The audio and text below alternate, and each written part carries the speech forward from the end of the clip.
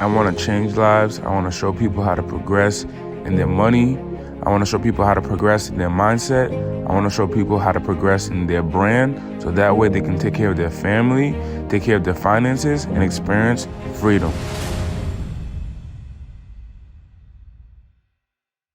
Thank you. Where people are just where people are just trying to get out of the rat race and they're trying to go to the next level and they think that the way to go to the next level is to bring other people down. Right. So it was drug infested, crime infested, and to be that dense in that type of area where it's drug and crime infested, you have no choice but to win. And my only goal was to support my family in getting out of there because I would look at podcasts like this and videos online that show like, hey, there's another way of living in the future. Yeah, that's the thing is a lot of people try and bring others down to make them feel better.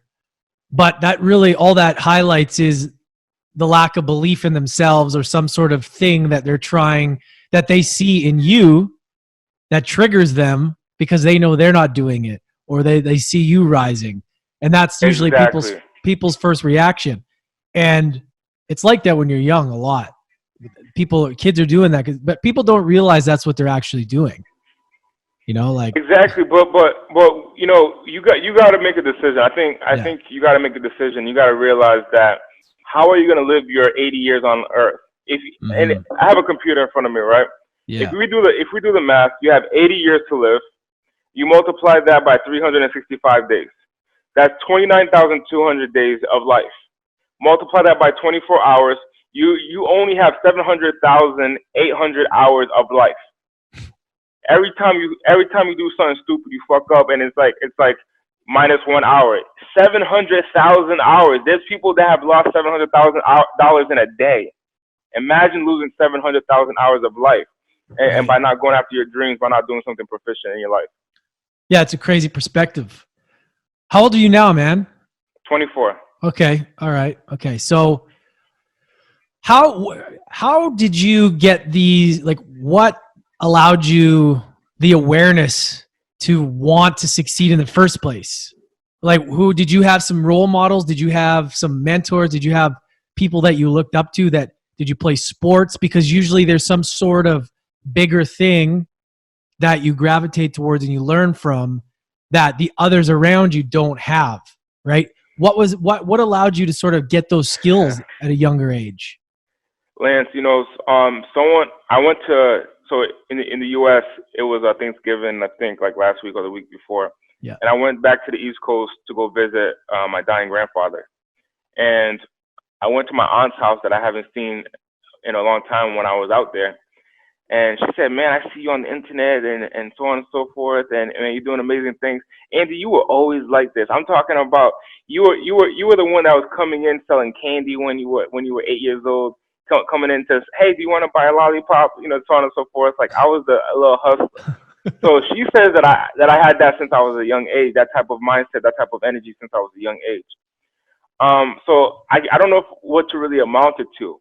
However, I do know that there was a situation when I felt pain through financial hard times in my family, like realizing that my family's finances is separating us and breaking us apart, and I just want to feel love, and I just want to experience, I just want to see my mom happy, and to really think that paper could be the reason that families break apart, the reason that there's divorces happen. Paper is like a stupid perspective. So I did what I had to do, try to figure out how to get this paper, and through the upbringing, I'm seeing all these different routes. So going to like watching TV, I see that people are doing lemonade stands. So I said, let me try the lemonade stand. So I grabbed my lemonade from my house that the family was drinking, and I wouldn't be surprised if like my little brother drank out of the lemonade bottle and put it back in their fridge. But I grabbed it and went outside and I grabbed some cups and I said, hey, I'm selling lemonade. And then I sold one cup for $1, and then I made $1.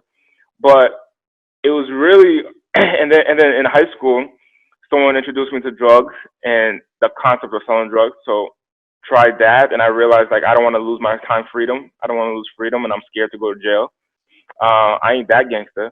So I got to do something different. At 19 or 18, I learned about commission jobs, and I applied for T-Mobile, but no one at T-Mobile was going to hire me. They're looking for people that are 25 full time. I was in high school, so T-Mobile didn't hire me. I went to the next best thing, which was prepaid, which is Metro PCS right next door, and I got a job there. And when I was sitting there, when I was standing at one of the stores, I see a black guy in a suit walk in, and he's bald, he had his earrings in, and he's just on his phone, walked past me. And I never saw the guy, so I don't know if we're getting robbed in the nicest way, but this guy walked past me behind the desk and went straight into the office. And I'm like, yo, he did it so confidently, I don't even know who this guy is. So I went to my office manager and I said, who is that? And he said, that's the owner. And I said, a black guy owns this business? And that's when my eyes lit up, and I was like, yo, it's actually possible for me to be successful then. And how many locations? He has 10 locations, then he grew it to 20 he went from 10 to 20 locations in a year. And I said, oh my gosh, like the possibilities started sparkling in my mind, and then that became my mentor. So that's how at 19 I opened up my first cell phone store. By 21 I made my first million because I had a mentor. Wow. That's awesome, man. That's young. Very young, and I'll tell you, you know, these 19, 20-year-olds that are doing great now. If I could tell you anything, man, is get a mentor to learn how to take care of your money, because I made that type of money. My ego was so damn high that and I just thought money was so abundant that I don't have to work for it, because I only worked for 6 months, and then I became essentially an overseer. So I only grinded for 6 months, and then now I'm just I'm just making shots, shooting calls, and every store has cameras. So at 10 o'clock in the morning, I wake up, get crust on my eye, and I see the stores getting open on my phone. And so that's how that's how I'm running this business. So I end up going broke a year and a half after, because I don't know how to manage money, and I'm spending money stupidly on things that I don't need and not investing. Interesting. It's such an issue, because especially if you make that money that quick, you feel like you'll just make it again and it'll never go away.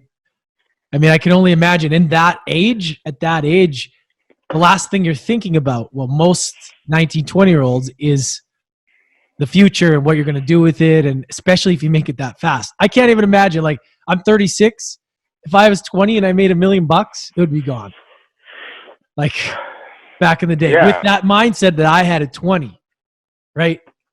It's a crazy thought. And I like how you brought up mentors, because you need that person that's been there before to help you realize the reality of it, right? So as far as mindset goes, what are some of the things that changed from the 20-year-old that lost it all to where you've become now? Like, what are some of the key fundamentals on a day-to-day that you've had to apply? Number one, now I have compassion. So I work with different small business owners, and you know, I just got off a call with a small business owner that's she's probably making like mid to high 6 figures. I mean, mid to high 5 figures. And mid to high 5 figures, realistically, is not enough money to really like survive at a good level. So she's obviously struggling. And during this time where I had that type of money and living that type of lifestyle, because that type of lifestyle would mean every other week I'm on a flight. I'll give you an example. Like one night I'm in LA. One night I'm in Miami, and I said, hey, I want to sleep in my bed. So I fly to LA. I fly to LA just to sleep in my bed for a night, and literally will get back on a flight the next morning to come back to Miami, just because I'm so arrogant. I want to sleep in my bed. Right. You know, and I mean, going to Vegas, throwing money away, having different cars every single weekend, every single week. I'm recycling cars. Yeah. But then I realized like God blessed me to do something like powerful and resourceful with this money, and I went and did stupid stuff on consumables. And Lance, the funny thing is, I wasn't even on social media. I wasn't even doing it for social media. Social media just came about like a year and a half ago for me. Like this Instagram becoming a public figure. Mhm. Before this, I was in the dark, just having my own, that's having fun and spending money, kicking it with my friends. But right now, it built compassion. It built an understanding of what it actually takes to go from the ground up at a challenging rate, but fast. I want to do things fast at an accelerated rate. So I only experienced that poverty that time I went broke. I mean, I went down to like $9.73 in my bank account, and that's when I was like, oh my god, like I came to buy a burger, and that's when it hit me. I was crying. I was going through the whole pressure. I was getting on my knees and I was praying. I got closer to God, and I was like, what is it that what is wrong with me? Like, why did I get to this position? And then I realized that there was a journey, a part of this that was destined for the future. And now I see why I went through that position, because now I really care about when people are in a financial position now, because their family suffers when they're in a financial position. Mm. When they're not in a good financial position, their family suffers. So I make it apparent now in my mission to help other people, because I really felt that pain. I really felt the pain of not being able to go to McDonald's and buy a Big Mac if I wanted to. I could not do that. I felt the pain of having the note on my door where they say the landlord says you have 3 days to quit, otherwise the police will be there 72 hours, 24 hours following, and you'll have 60 minutes to take all your stuff and move out. I felt that pain, and I'm in the middle of California, away from my family, away from home. So what am I going to do? Am I going to live out on the streets? I felt the pain for a short period of time where I had to sleep in my car because I didn't have a place to stay. I felt the pain of moving from place to place with a U-Haul truck with barely anything in the back, just a few of my belongings, and building from the back from that spot on up. I was so egotistical, but it humbled me. So Mm. when I share stuff now, when I talk about money, I'm like, yo, get the fucking paper. Why? Because people are depending on you, and you don't want to feel that pain. You Mm. don't want to feel that pain. So you need to get in what I call abundance or survival, which is past taking care of your needs and being able to put money away and protect yourself. Yeah, and you know what, man? The fact that that happened to you, it happens all the time with athletes and actors, people. But the fact is, here's the thing: you could have stayed in that space and gone down the tubes, pretty much, but you didn't. That's the difference, right? A lot of people would have lost that and just gone down the shitter, turned to drugs, alcohol, and that's it. But the fact that you realized that you're in that spot, you felt it, you realized, and you got out of it. That's the difference, right? Lance, I did turn into drugs. I did turn to drugs. But you still got out of it. Yeah, exactly. Because I knew my worth. There was a time Yeah. that I was laying down on my couch. I was laying so I got to a point where I put some money in my pocket. I said, "Oh, this is not where I'm supposed to be."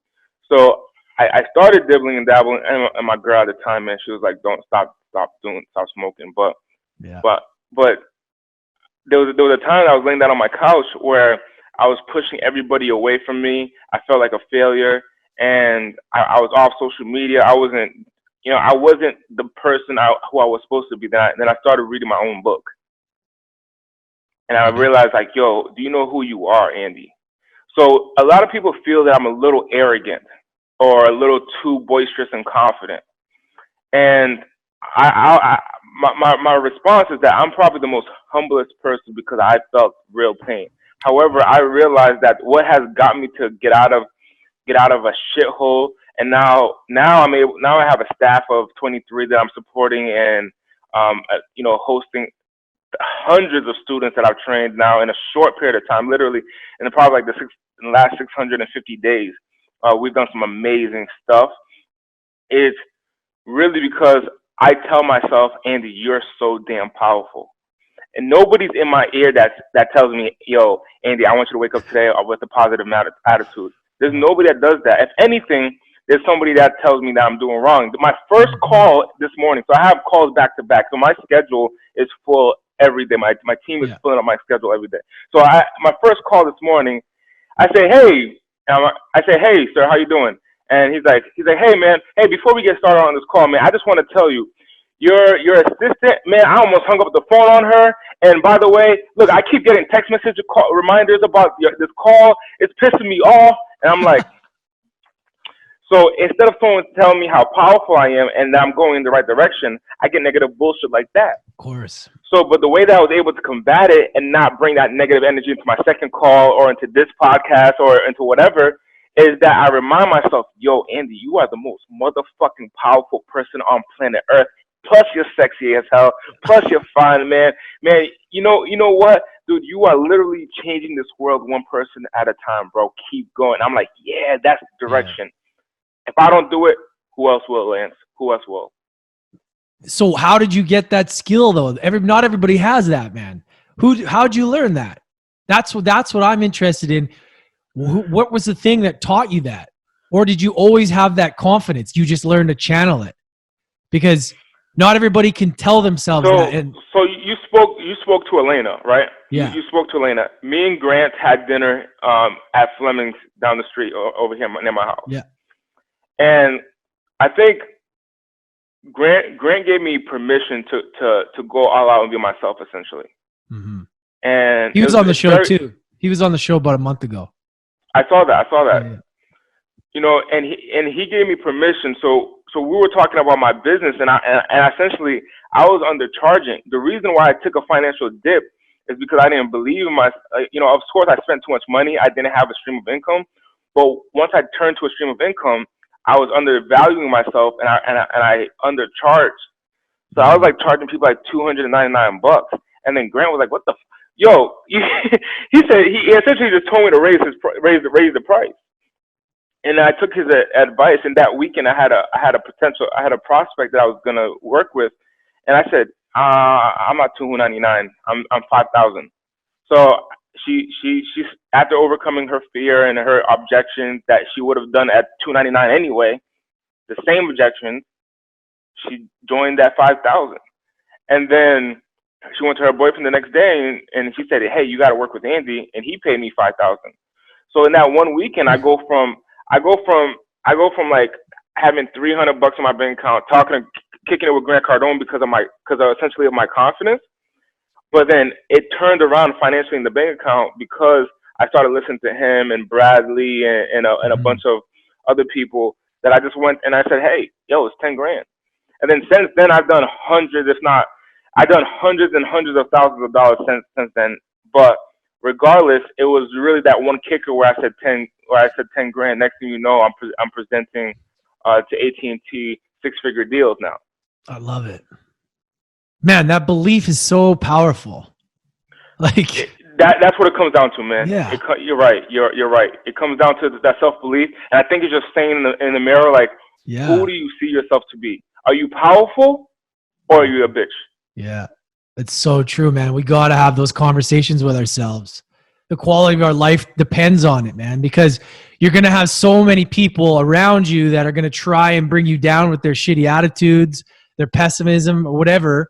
And if you don't have that installed in you, then you won't have the tools to be able to get through that, and you'll go down to their level.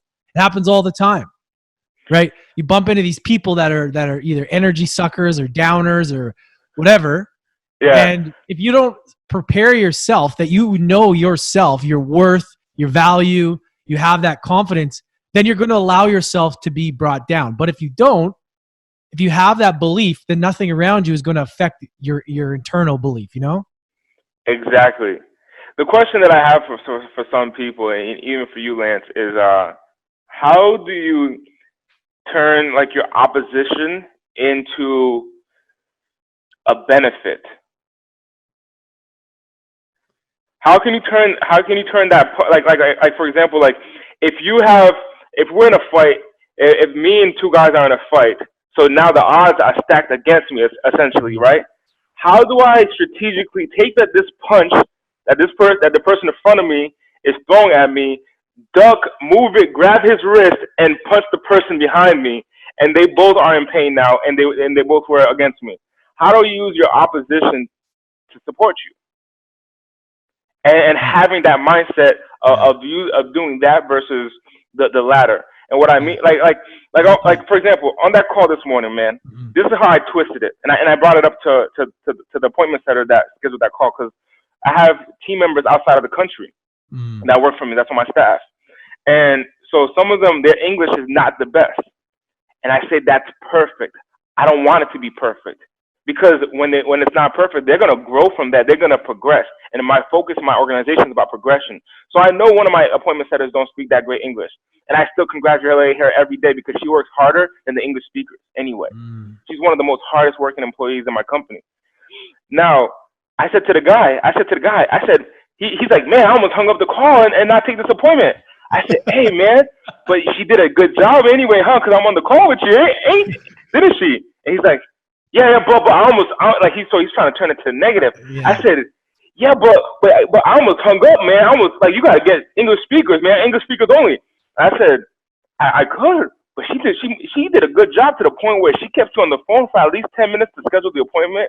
I see in here she filled out all the questions that I needed her to ask. So you spent the time to going back and forth, man. I'm actually going to congratulate her, man. She did a good job then if you felt that way. She still produced a result. And he's like, yeah. Let's get started with this appointment. And so he's trying to give me that negative vibe. I go to her and I say, hey, Fatima, congratulations. You did awesome, man. Look, you got someone talking shit about you, man. Congratulations. I'm so proud of you. And she's like, I'm used to corporations talking down upon her. I'm like, no, congratulations. You produced a result even with this odd against you. Yeah. Even with this challenge against you, you produced a result. And from there, you're only going to progress. There is no regression. It's only progression. I love it, man. It's such a good perspective, right? Like, that's the only thing you can do, really. I mean, why would you do it any other way? You know what I mean? But we're so programmed to not look at things like that. Most people. Yeah, right? Man. They're not equipped with those tools. Is it so you're looking at it as tools, huh? Well, I'm looking at it as like you're taking a situation and you're using that what may seem as maybe a negative situation or person to somebody, but you're turning it into a positive that's still going to benefit you. Right? There's always going to be different, no matter what you look at, somebody can always turn that into a negative. Right? Yeah. Like, it doesn't matter. You can have but the most positive person or the person that looks at things in a way, they can always turn that into a positive perspective. Vice versa, right? Sometimes things are going so well and there's always that person that's like, oh yeah, well, how am I going to do that or whatever? And it turned it into this like downer, this shitty attitude. And you're like, how can you see the negative in this? Right. Right. But there's people that are able to, no matter what it is, they can see the positive as the negative can be a positive. Exactly, man. It's actually really challenging for me to see negative situations, man. You know, I remember like a car, one of my car, the car that I moved to Cali with, it broke down. I was on my way to he's really popular in the entrepreneur space, but let's not say his name. And so I was on his way to his house, and my car is breaking down on his way. Now this is the start of our relationship, and this guy is really successful. So I kind of feel embarrassed that it's just going down on on this day. And instead of me looking at it as a negative, I'm like, yo, this is going to be a crazy ass story in the future when I'm on stage. Because I think this was before. Oh, no, I was speaking then. But yeah, I was like, this is going to be a crazy ass story to talk about and teach about determination. Because I ended up getting to the house, trucking along, trucking along. Yeah. And then it was that, I think it was like that next day I went to go buy a new car. But it's that mindset of determination of like, hey, I have a target, I have a relationship to go meet, and I'm by any means, whatever it takes, I'm going to get there. I didn't call him and say, hey, I can't make it. I did say, hey, I'm going to be a few minutes late, but I didn't say I can't make it, especially when my house was 20 minutes that way, and his house was about an hour that way. And every 15 minutes, every 25 minutes, I'm pulling over, putting anti-freeze into the car to make sure that it operates. Mm. Yeah. And so I said, I looked at it as a positive where it's like, oh, I can't wait to share the story on stage. Yeah. Yeah. You mean that's awesome, man. But that's the perspective that most don't have. That's the thing. Man, Lance, this podcast should be called Perspectives of Success Yeah. or Perspective to Succeed. Because we're all looking at life through different lenses, and we're all dealt with shit. We're all dealt with these things. How do you respond? You can't deal this. The externals are always going to be the external circumstances. It's how you react. You know, you're always going to be dealt a shitty card, but it's what you look at as being a shitty hand. Sometimes a shitty hand to some may be an opportunity to others, right? Right. It's all about understanding that, like, University of Adversity, the perspective on it, even though it feels like your worst enemy, it's actually your greatest ally. That's the thing. And if shit was all easy, then we would never learn, and it wouldn't be fun.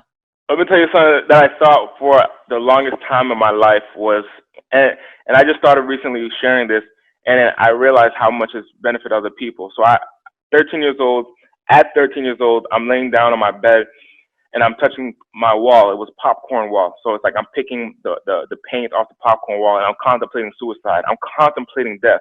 The devil was in my head so hard at this time.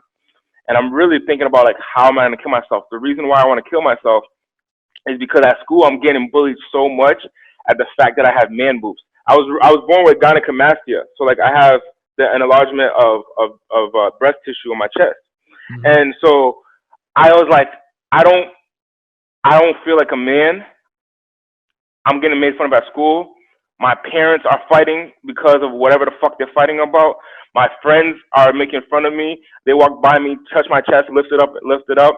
I have no one to go to. And I'm 13, at that age, you're looking to hang out with friends, I have no one to turn to.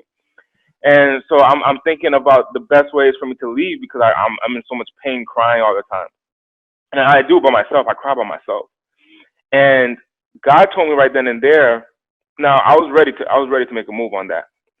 Now I looked up. My goal was to be successful so I can bring my family together. That was my goal. I want to be successful so my parents can stop fighting, so I can take care of my family, so I can buy my grandpa a house and so on and so forth. And I try to look up successful people online. Can't find successful people online that have the same thing that I have. The closest person I got was the rapper Rick Ross. And I'm like, yo, but he looks different. He's just really fat. I wasn't fat. I was just a little chubby. But I had I had breasts that looked like woman's breasts as a child. And it was right then and there, I think God spoke to me and he said, look, I'm going to use you to be that successful person that has gynecomastia and still do something successful in your life.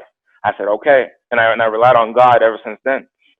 Now, at 14, so fast forward a few months later, I'm still very insecure. I'm about to go into high school. Now, this is going to be the most challenging part, because I wasn't even in high school yet. This is the most challenging part, going to high school, going through puberty, and now I'm dealing with, like, man breasts. Like, that's very challenging. One day in the summer that I was going to go into high school, so this is 8th grade to 9th grade, I see my mom, I'm going through my mom's clothes in this laundry room, and I see a tube top that woman used to suck in their stomach, and it's like a girdle, they call it. Mm-hmm. And I took that, I put it on my chest. I just wanted to see what it looked like, and it just flattened out my chest, man. Oh man, one of these podcasts I'm gonna actually bring it out. But so it made my chest flat, and man, if I think I have it here, I'll show it to you. That would be the first time, man. But man, I think it will support a lot of your listeners. But essentially it makes my chest flat, and I wore a white shirt for the first time out. Mm-hmm. White shirt. When I wear a white shirt, it gives a shadow, so it shows, like, evidently that I have man breasts. So then now it makes me feel a little insecure and So I wore a white shirt for the first time. I go out with my friends. Lance, do you think that if I feel secure for the first time, that the next day I'm going to make a decision to go back to being insecure? No. So at what point do you think I take that thing off? Probably never. My first day in high school, I wore that thing. So that summer, the whole summer I wore it. My first day in high school, I wore that thing. Yeah. My first time having sex, I wore that thing. My first time driving my car, my dad's car, sophomore year, I wore it. Junior year, I was still wearing it to basketball practice. Senior year, my graduation, I still wore it. When I opened up my first business, I still wore it. From 13 and a half to 19 and a half, I wore that every single day. Wow. This black thing that sucked me in, held everything tight.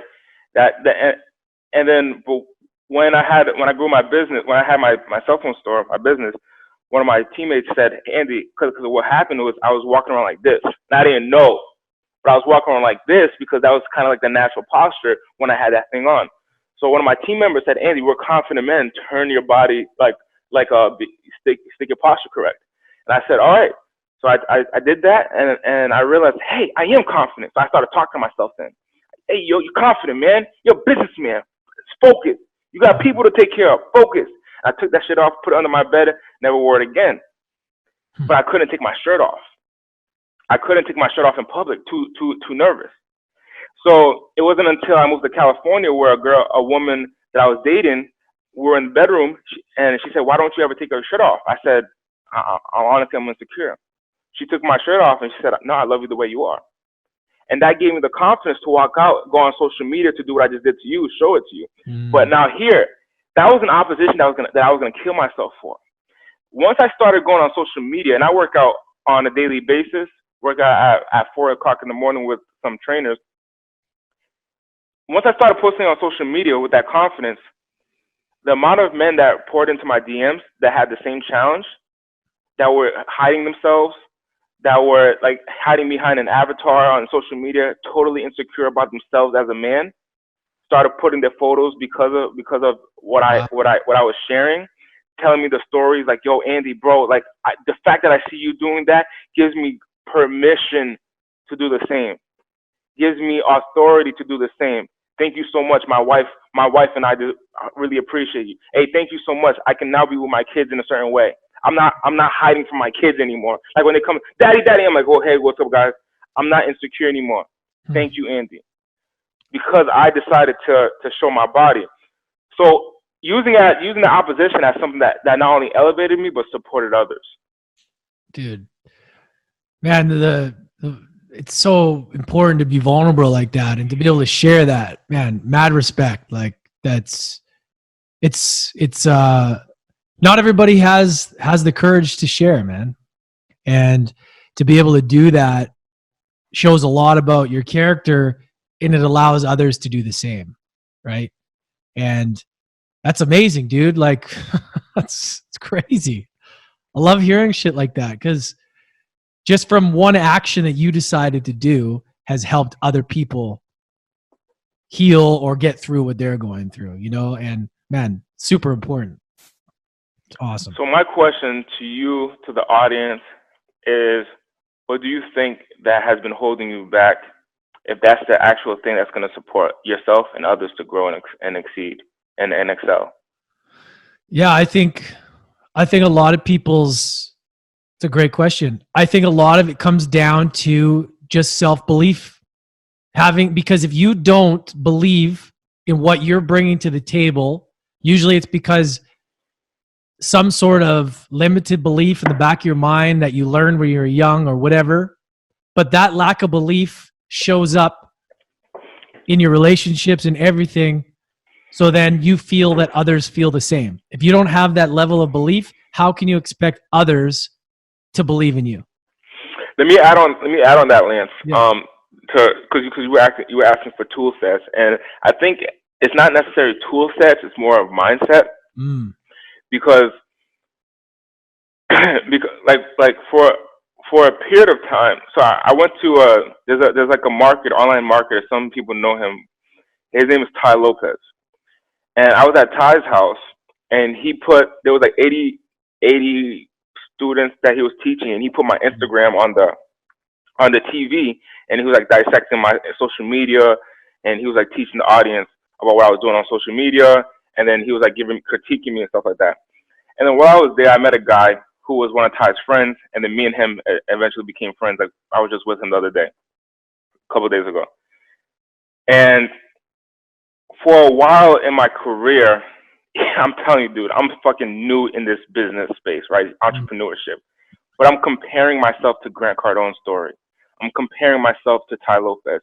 And I'm like, yo, Why can't I get 1,000 people to buy my course? What the fuck? Like why? You know what? You know that like I'm saying the same shit, man. Like get rich. You know, like fuck. Like I'm saying the same shit, and it's a sense of comparison.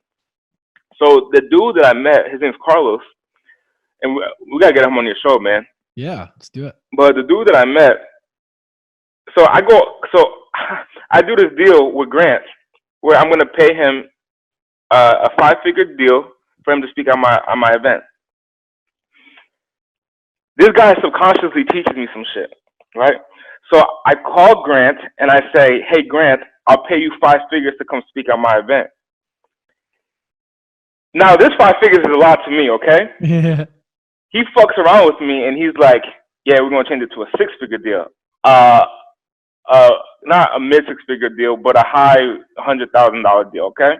He don't give a fuck. He's just playing around with numbers.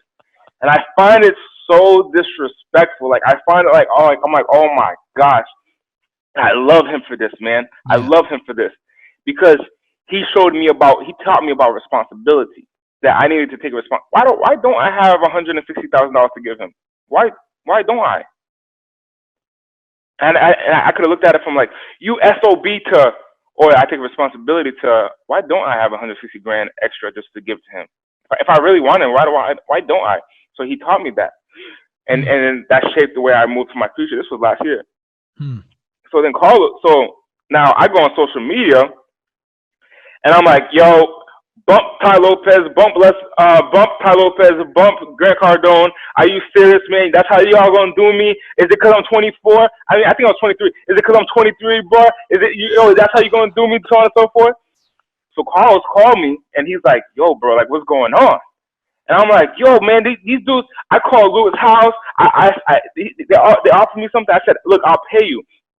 I flew down to Grant Cardone's office with a check, but it was for 5 figures. And I said, here's a down payment. And they're like, nah, man, we want more money. I said, we have a contract. I signed the contract. They turned around and they said, hey, we rebuttal with the higher amount. And I was getting so frustrated. So I took it all on social media. Carlos called me essentially, bro. He told me to stay in my lane. He taught me about staying in my lane. Because I spent so much time comparing myself to other people that I forgot this powerful experience. When I was in Texas, so Carlos is like, stay in your lane, Andy. There's a group of people that need to hear just you. So I'm in Texas, right? And I host the Progression Conference. I'm the founder of this one-day event called the Progression Conference. The Progression Conference, people come here to learn about sales, marketing, and personal development strategies that's going to accelerate their business growth. I'm in Texas hosting this event. I'm talking to the audience, and I say, we're having a dinner. So I'm talking to like the group that's at my VIP dinner. And I said, hey, yeah, you know, like Tony Robbins, right? And they're like, I don't know who Tony Robbins is. I said, you don't know Tony? I said, okay. How about like people like Grant Cardone? I don't know who that is. I said, so where do you get your personal where do you like get your like motivational personal development from? You, Andy, I follow your stories. Like you introduced me to this like type of mindset. I said, what? I said, yeah, I read your book and next thing you know, and I'm like, what? Yeah. So there's a group of people that's essentially that was waiting for me. So honestly, like right now my phone's buzzing, right? I'm looking at my phone's buzzing. And what I just did, even right now, subconsciously, what I just did right now, I said, yo, my phone's buzzing. I know I got this podcast. I know I got a phone call in 11 minutes with a client. And my phone's buzzing with my team members talking to me about different stuff, but I'm not at this certain level yet. Yeah. And I'm imagining that level where I'm walking around a huge office with 250 employees. So yeah, I'm doing things cool, but I'm not at that level yet. And I compare myself. Then I have to humble myself and say, hey, bro, this is going to be one hell of a story. So is it a tool set then, or is it a mindset where I have to kind of recognize like this is everything that's going on is part of the journey, and there's people depending on me. In addition to that, every level, every stage that I'm at in my business growth is a learning experience for a reason. So right now, I'm learning right now how to manage time effectively by the minute, to where I can schedule 30 minutes, 40 minutes, 50 minutes, 16 minutes, like back to back. You know, but that may be necessary for my future self. So I share that with your audience, especially if they're my age, man. If they're like 22, 24, 25, 27, 28, bro. I want to show them like, yo, get off this Lamborghini. Like, you need a Lamborghini. That shit ain't real, bro. Mm. That shit ain't real. Ty Lopez did that to attract you fools. That shit is not real. Yeah. I believe it. No, he never told me this, but I believe it because it's the best way to market to someone who don't have money. You know what the rappers do? If they don't have money and they want to market to people who don't have money, go and talk about your Lambos and shit. Yeah. Go and talk about and raise jewelry. But every rich person that I've been around, every person that has been around me that has money, they were never attracted to to a young buck because of their Hermes belt. They were never attracted because of the Lamborghini that they rented for a day and pulled up to the front. Never attracted to that. Mm. And I never rented a Lamborghini. Thank God. I never rented a Rolls Royce. I've driven them, but never rented them because. But my net worth in my phone is well over $1 billion. I mean, one person on my phone makes $1 billion, just one. And I hang out. He sat in my house before. We're in my house. We've hung out here multiple times. It's not because of my car. It's not because of my belt. It's not because of my chain. It's because of my mindset. Is it mindset or is it tool set? Wow, bro. Dude, this is awesome, man. You're wow, man, you're a bright light for a young guy. You got it figured out a lot more than most, man. Like I can see. I love hearing this because, you know, I'm 10 years older, around 10 years older than you. And I was just starting to figure out all this stuff, this mindset stuff, like just a couple years ago.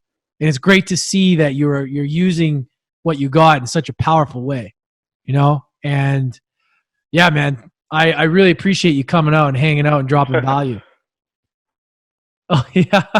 That's awesome. Well, man, where is the best place for everybody to find you? Because we want to make sure it's super clear where you're at and what you're offering. Yeah, I mean, the opportunity is in the show up. The opportunity is in the show up. I give something that you cannot experience on the internet. You cannot experience this on the internet. You have to come to the Progression Conference in person. If you are in the United States, if you are in the North, if you are in North America, if you are in the world, of planet Earth, take a flight, get to United States, choose one of the cities that's closest to you, and go to progressionticket.com. Okay. Go to progressionticket.com. So that's the Progression Conference. That's the Progression Conference event. It's one day. I'm telling you, people come here and they're learning how to grow their sales, grow their marketing, start their business, but most of all, focus on changing their mindset. What I explained share with you here, they learned that from me, as well as a plethora of different speakers on my stage about how to change your mindset to get what it is that you want in the shortest time span. I've been a speaker, and I share that with you because, and it's not me bragging, but this is about me sharing about accelerated progression. One of my calls that I'm working with clients here is a client of mine who's been in the speaking business for 27 years, well before I was born. And they're right now in the 27 years, they're at the local level. They're speaking at the local level. And I'm not bragging, I'm not comparing, but I'm sharing that there's a difference in speed. 27 years, they're at the local level, 600 days in, between 600 to 700 days in, Andy Audate is at the national level. Why is Andy hosting national events where I'll be in Atlanta, Georgia, Charlotte, North Carolina, Philadelphia, Pennsylvania, New York, Providence, Rhode Island, Columbus, Ohio, Chicago, Illinois, Dallas, Texas, Houston, Texas, Las Vegas, Phoenix, and Los Angeles, and San Diego. Andy's operating at that level. What is the difference? Well, the difference is that we both were going in the same direction. The only thing was I decided to go at an accelerated rate. Now, for me to achieve such results at an accelerated rate, it takes a certain mindset, because the mindset would allow you to build the relationships and get the tools to be able to get what you want. That's what's being taught at the Progression Conference. How to do that in your business and in your life at an accelerated rate. Well said, man. We'll make sure all that's in the show notes. Make sure to get all your social media information on there as well, so they can check you out. Want to make sure everybody connects with you, man. Just one more time. That's progressionticket.com. Progression Ticket, man. Lance, dude, I humbly thank you for having me on your show. You had some powerful, thought-provoking questions. I shared some things that I've never shared on social media or on the internet before, and it's because of you, man. I really acknowledge you for having this show and being a light to the people that do listen to your show. Thanks, man. I really appreciate it. It's an absolute honor to have you on, and I can't wait to just continue to watch you just crush it. I got so inspired just from this conversation, man, and that's the beautiful thing about podcasting is that collective energy. You know, it's just like, right. It's amazing, man. So I know we got to wrap it up. One last staple question I ask everybody. What is one lesson that adversity has taught you? Resilience, determination. When my car broke down, that adverse experience, when my car broke down, regardless, I looked at the positive light in it, and I said it's gonna be one hell of a story, and I kept on going. I had an hour to go there and 20 minutes to turn back. I decided to move forward an hour, trucking along every 20 minutes, every 15, 20, 25 minutes, pulling over whenever the car got hot, putting antifreeze in. Resilience. In your life, you're going to get punched in the face many times. Look at it from what it is. It's going to be one hell of a story to the person that's behind you, because you're one chapter ahead of somebody else. So it's your job to go through that experience so you can explain it to somebody else that, hey, this is what you're going to endure, and get ready for it, because you got to tell a story, because people are depending on you. So if it taught me anything, just keep going, just keep going, just keep going. Awesome. Hear that, everybody? Be resilient. It's so important. Keep going. Life's going to throw you some punches. You got to learn how to take them. And, you know, man, resilience is so powerful, man. And again, man, thank you very much. I really appreciate you coming and dropping your value and wisdom with us. Lance, thank you so much for having me on your show, brother. Andy Audate, everybody.